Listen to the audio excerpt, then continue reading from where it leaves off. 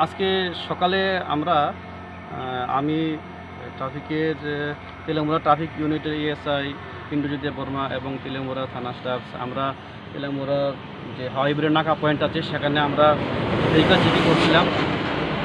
আগরতলা দিক থেকে একটা 6 চাকা ছোট ট্রাক আসছিল।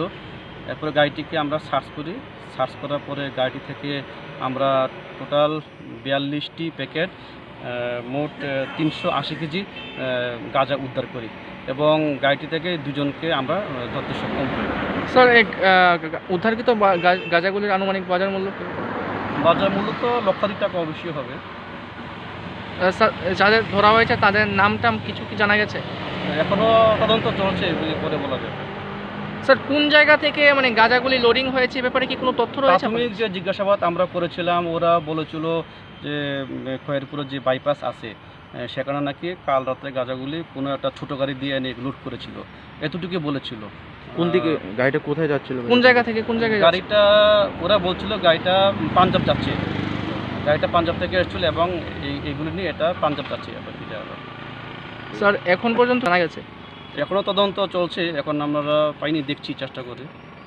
আগামী দিনেও কি আপনাদের এরকম কোনো? স্যার আপনার নাম ডেজিগনেশন? আমার নাম বিক্রমজিৎ শুক্ল দাস, আমি ডিএসপি ট্রাফিক খোয়াই ডিস্ট্রিক্ট।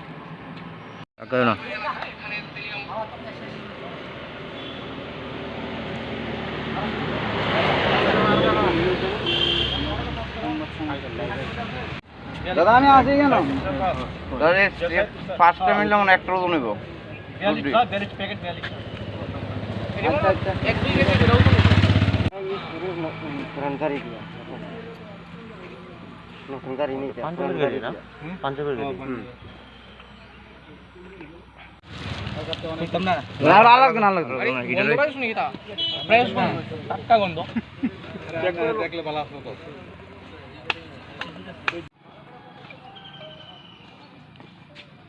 সবাই একটু হাসি দেন।